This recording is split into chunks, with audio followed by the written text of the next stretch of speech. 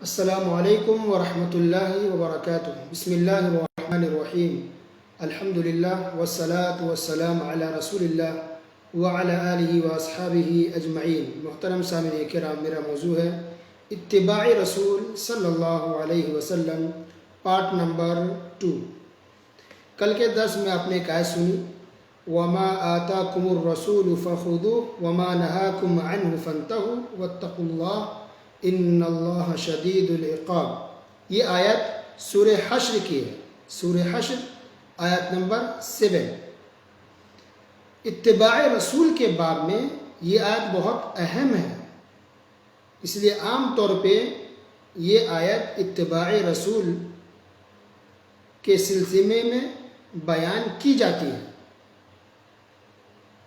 اگرچہ یہ مال فہ کے بارے میں آیت نازل ہوئی تھی، لیکن اس کا حکم، اس کا معنی عام ہے، قیامت تک کے لیے ہے، ہم سب کے لیے ہے، اور ہمیشہ کے لیے ہے، اور ہر مسئلے کے لیے ہے کہ جو رسول تمہیں دیں جو کچھ بھی اسے لے لو، اور جس سے روک دیں اس سے رک جاؤ۔ پھر اللہ نے کہا ایک دھمکی کے طور پہ بھی کہ اللہ سے ڈرو، اللہ تعالیٰ سخت عذاب والا ہے۔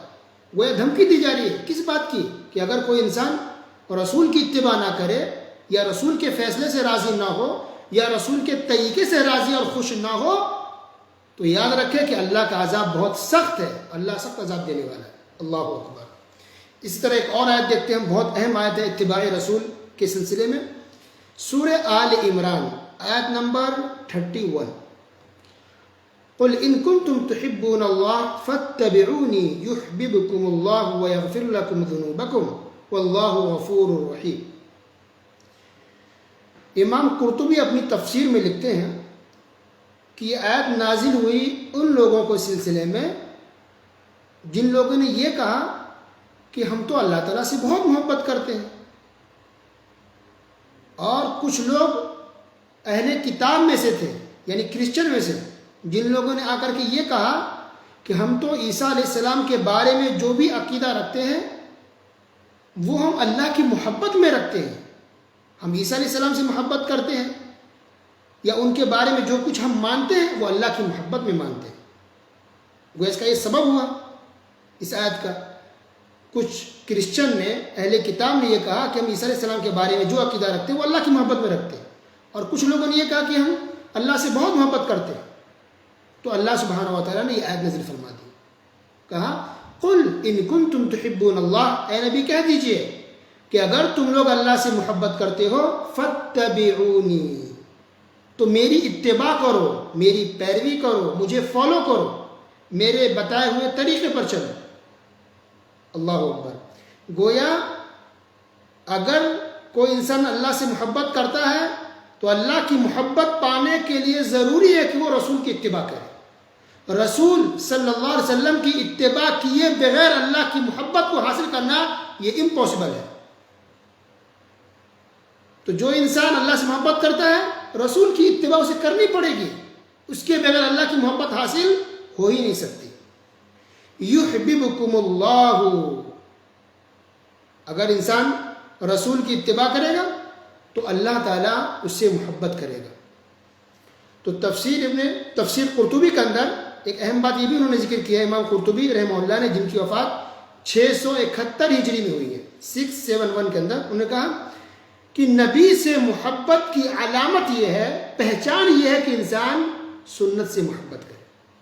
تو دعویٰ تو لوگ بہت کرتے ہیں نبی کی محبت، تو اس کی پہچان یہ ہے کہ انسان نبی کی سنتوں سے محبت کرے۔ تو جو نبی کی سنت سے محبت کر رہا ہے وہ اللہ کے رسول سے محبت کر رہا ہے، جس کو نبی کی سنت سے محبت نہیں ہے، یعنی عمل نہیں کر رہا، گویا کہ اس کو رسول سے محبت نہیں ہے۔ اور امام ابن کثیر رحمہ اللہ نے اپنی تفسیر میں بہت اہم باتیں لکھی ہیں اس آیت کی تفسیر میں، کہا کہ اللہ تعالیٰ بھی محبت کرے گا، یحببکم اللہ، خود اللہ نے کہا کہ تم اللہ سے محبت کرتے ہو، نبی کی اتباع کرو، فاتبعونی، نبی کی اتباع کرو۔ اگر نبی کی اتباع کرو گے یحببکم اللہ، تو اللہ بھی تم سے محبت کرے گا۔ وہ اللہ نے ایک اور زیادہ بڑھ کے انعام دیا کہ اب تک لوگ صرف اللہ سے محبت کرنے کا دعویٰ کر رہے تھے، یا دل میں تمنا ہے، آرزو ہے، اور دل میں ہمارے محبت ہونی بھی چاہیے، سب سے زیادہ ہمارے دل میں محبت اللہ تعالیٰ کے لیے ہو، اس کے بعد رسول اللہ صلی اللہ علیہ وسلم کے لیے ہو۔ تو اگر ہم محبت کرتے ہیں اللہ تعالیٰ سے اور رسول سے تو نبی کی اتباع کرنی پڑے گی، تو نبی کی اتباع کریں گے تو اللہ بھی ہم سے محبت کرے گا۔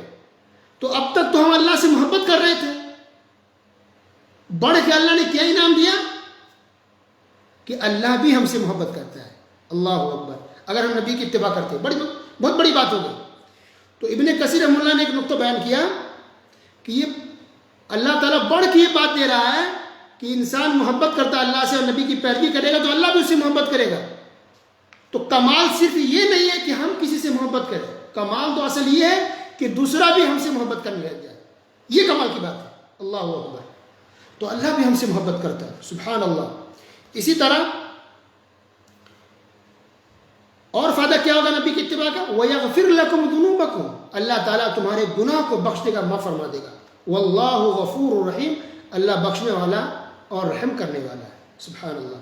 اس کے بعد اگلی آیت ہے، آیت نمبر 32 سورہ آل عمران کی آیت ہے، قُلْ أَطِيعُوا اللَّهَ وَالرَّسُولَ، کہ اے نبی کہہ دیجئے کہ تم لوگ اللہ اور اس کے رسول کی اتباع کرو، اطاعت کرو۔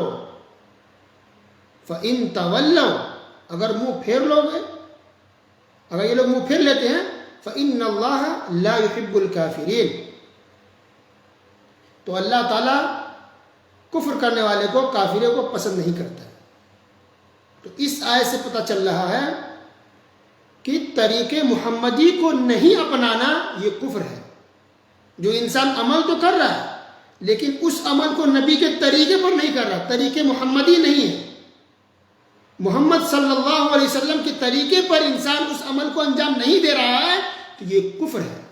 کیسے پتہ چل رہا ہے؟ اسی آیت سے کہ بات تو یہاں اطاعت کی چل رہی ہے، اتباع رسول کی چل رہی ہے۔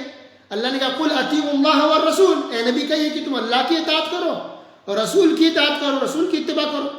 فَإِن تَوَلَّوْا فَإِنَّ اللَّهَ لَا يُحِبُّ الْكَافِرِينَ، اگر یہ لوگ منہ پھیر لیتے ہیں یعنی اے نبی تمہاری اتباع نہیں کرتے ہیں، طریقے محمدی پر اگر نہیں چلتے ہیں تو گویا کہ یہ کفر ہے۔ اس لیے اللہ نے کہا ان اللہ لا يحب الکافرین، اللہ کافروں کو پسند نہیں کرتا، سبحان اللہ۔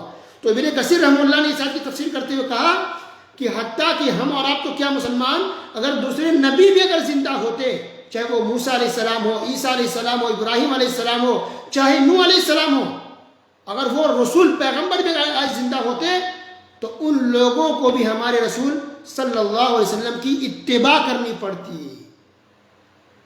تو نجات رسول کی اتباع میں ہے، وہ دوسرے رسول بھی اگر زندہ ہوتے تو ان کو بھی ہمارے رسول صلی اللہ علیہ وسلم کی اتباع اور پیروی کرنی ہوتی، ان لوگوں کو بھی طریقے محمدی پر چلنا ہوتا، ان لوگوں کو بھی نبی کریم صلی اللہ علیہ وسلم کے بتائے ہوئے طریقے کو فالو کرنا پڑتا، سبحان اللہ۔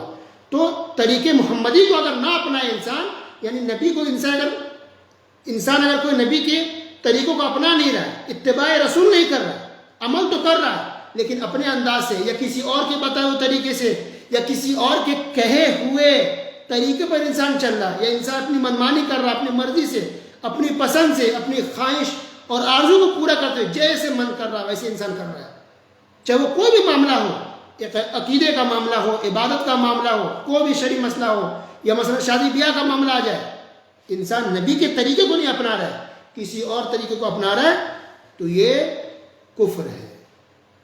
اللہ اکبر، گویا کہ کوئی چھوٹا معاملہ نہیں ہے، یہ کفر ہے اگر کوئی انسان رسول کی اتباع نہ کرے اور رسول کو فالو نہ کرے۔ تو جب انسان اللہ سے محبت کرنا چاہتا ہے، اور ہونا بھی چاہیے، اس کے بغیر انسان تو مسلمان ہی نہیں ہوگا، سب سے زیادہ محبت ہمارے دلوں میں اللہ کے لیے ہو، اس کے بعد رسول اللہ کے لیے ہو۔ اگر ایسا ہوگا، رسول کو ہم فالو کریں گے تو اللہ تعالیٰ محبت کرتا ہے۔ اب دیکھیے محبت کے تعلق سے حدیث آپ کو سناتا ہوں، صحیح مسلم حدیث نمبر 2637، ابو ہریرہ رضی اللہ تعالیٰ عنہ فرماتے ہیں کہ نبی کریم صلی اللہ علیہ وسلم نے ارشاد فرمایا ان اللہ اذا احب عبدا، کہ اللہ تعالیٰ جب کسی بندے سے محبت کرتا ہے، دعا جبریل، تو جبریل علیہ السلام کو بلاتا ہے، فقال، کہتا ہے انی احب فلانا فاحبہ، کہ میں فلاں شخص سے محبت کرتا ہوں، تم بھی اس سے محبت کرو۔ قال فیحبہ جبریل، تو جبریل علیہ السلام بھی اس سے محبت کرنے لگ جاتے ہیں۔ ثم ینادی فی السماء فیقول، اور پھر آسمان میں اعلان کرتے ہیں، آواز لگاتے ہیں، ان اللہ یحب فلانا فاحبوہ، کہ اللہ تعالیٰ فلاں شخص سے محبت کرتا ہے، تم لوگ بھی اس سے محبت کرو۔